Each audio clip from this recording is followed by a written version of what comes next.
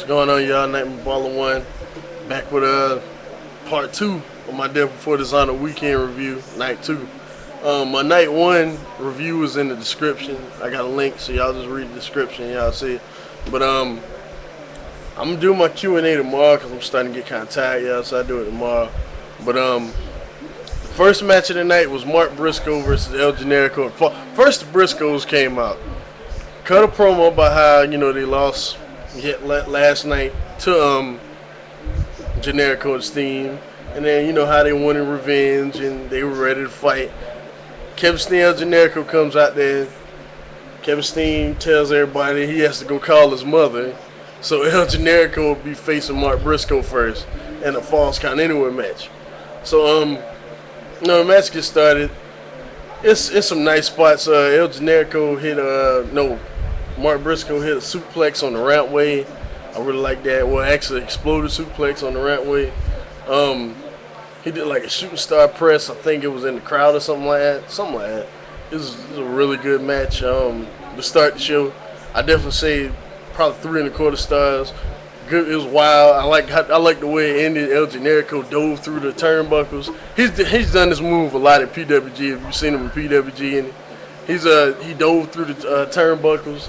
And then hit Mark Briscoe with a tornado DDT. I thought that was really cool. All right, the next match was Jack Evans versus Deranged.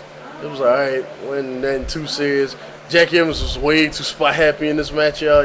Yeah. I would say that 2.5 stars. Wasn't nothing too serious. Just Jack Evans doing his spots, against an unknown like Deranged. It wasn't nothing too serious. All right, then next match, Nigel McGuinness, Claudio Castagnoli versus Chris Hero and Jigsaw. I really enjoyed this match a lot. Even though it started really slow, I enjoyed this match. I definitely get it 3.25 stars also. It was a really good match. It was just slow at parts. So 3.25 is too high. I'd say about 2.75. You know what I mean? But and then after the match, when the match ended, well, Hero and who won the match? Hero and Homeboy won the match. Jigsaw won the match. And after the match, Hero he did like a double foot stomp on Claudio Castagnoli's head on top of the Race to the Top trophy. The only bad thing about this, they fucked up the spot. Before Hero even landed on top of him, the trophy fell on the ground. You know what I'm saying? So I know what they were going for, but it didn't work. All right. Next match is Sarah Del Rey versus Lacey for the Shimmer title. Honestly, I didn't even watch the match, so I can't review it. Y'all, that wouldn't be fair. I ended up ripping these files to the computer and just giving this DVD to somebody as a gift. So I didn't, I'll watch it later though. Next match was Bryan Danielson versus Mike Quackenbush. I really enjoyed this match a lot, y'all. It's so this is one of the matches I really wanted to see in ROH and for it to happen. It really makes me happy. Bryan Danielson at this time was just on a mission, and Mike Quackenbush was just in the way. It was competitive, but you just knew Bryan Danielson was gonna win. And it was just some really nice exchanges in this match, man. And when the match started, it was this really cool part where they tied up with each other's legs, and they were handstanding, both of them, and they shook each other's hands while standing on their hands. They shook each other's hands while standing on one hand. It was cool. You just got to see. I can't really explain it. You just got to see it. It was really cool. But yeah, man, Bryan Danielson won with a triangle choke. And Quackenbush, he gets up, gets a standing ovation. Definitely 3-star match, 3.25 star match. I'd say 3.25. I really enjoyed that match a lot, y'all. It was really cool to see Mike Quackenbush in an ROH ring, seriously. All right, then we got Jay Briscoe versus Kevin Steen in a lights out match. Okay, this is basically a last man standing match. They call it a lights out match, but it's the same, same rules, like last man standing match. Didn't like it that much. It was okay, They hit their finishers or whatnot. They both got up from that, but the ending, I didn't really like El Generico coming out there and You know what I'm saying? Hitting the Ole kick on Jay twice, and then Kevin Steen doing the package pile driver. I didn't really like the ending, but the match it did its job. I definitely say 2 3/4 stars, definitely, maybe even 2.5. I just didn't really like it that much. I know a lot of people are gonna get mad at me because of that, but I just didn't like it that much. All right, then second best match of the night. Yeah, Takeshi Morishima versus Brent Albright for the world title. If y'all see my review about the last show against Castagnoli, y'all would know that he barely escaped with his title. No different here. Brent Albright took Morishima to the limit, and I'm telling you, if you did not know that Morishima kept that title, you would have thought Brent Albright was gonna win, because that match was so back and forth. And Brent Albright, he hit 2 half Nelson suplexes, and it looked like the referee actually counted 3, but he kicked out.